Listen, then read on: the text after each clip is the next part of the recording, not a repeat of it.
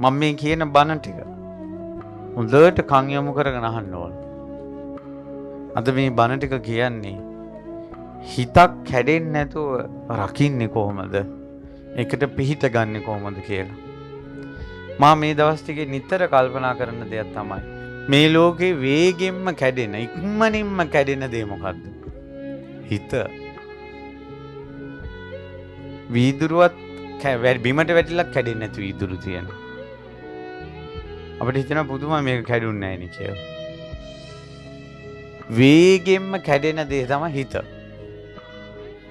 හිතක් කැඩෙන්න බැල්මක් ඇති. අපේ හිත දිහා බලන්නකෝ. හිත කැඩෙනවා කියන එක කොහොමද ඔයාලට විස්තර කරන්නේ? හිත සවුත් වෙන්නේ. තප්පරේට හිත සවුත් වෙනවා. තප්පරේට හිත වෙනස් වෙනවා. අපේ හිත වෙනස් වෙන විදිය.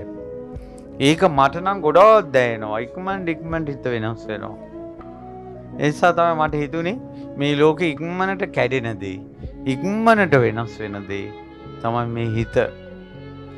එහෙව් හිතක් දස බිම්බරක් සේනාව සහිත මාරයාටවත් වෙනස් කරන්න බැරි වුණා.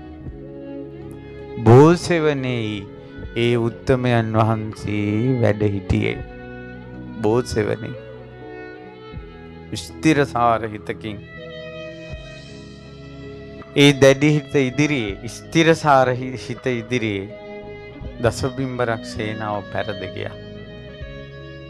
ඒ හිතේ ස්ථිරසාර බවක් තිබුණේ රාගෙන් තිත් වෙලා නෙවෙයි, ද්වේෂයෙන් දැවි දැවි නෙවෙයි, මෝහේ තැවරිලා නෙවෙයි තිබ්බේ. ඒකයි පවිත්‍ර. තුට සම්බුද්ධත්වයට පත් නොවී සිටියදී සම්බුදු හිත කියන්නේ ශක්තිමත් බෝසත් හිත හොලවන්නවත් බෑ. ඒකනේ කියන්නේ ගිහි ජීවිතේ අභිනිෂ්ක්‍රමණය කරනකොට තිබ්බ පියවර මේ ලෝකේ කිසි කෙනෙකුට ආපස්සට කරකවන්න බෑ කියනවා. ඒ අරමුණෙන්මයි ඒ හිත වෙනස් කරන්න යසෝදරාවන් වගේ ලක්ෂයකටවත් බෑ. ඒ හිත වෙනස් කරන්න රාහුලයන් වගේ කෝටියකටවත් බෑ. ඒ හිත වෙනස් කරන්න ශක්විති රාජ සම්පත්තිය කෝටියකටවත් බෑ. ඒ හිත ඉච්ඡර ස්ථිරසාරයි. සෙලවෙන්නේ අකම්පිතයි. අකම්පිතයි.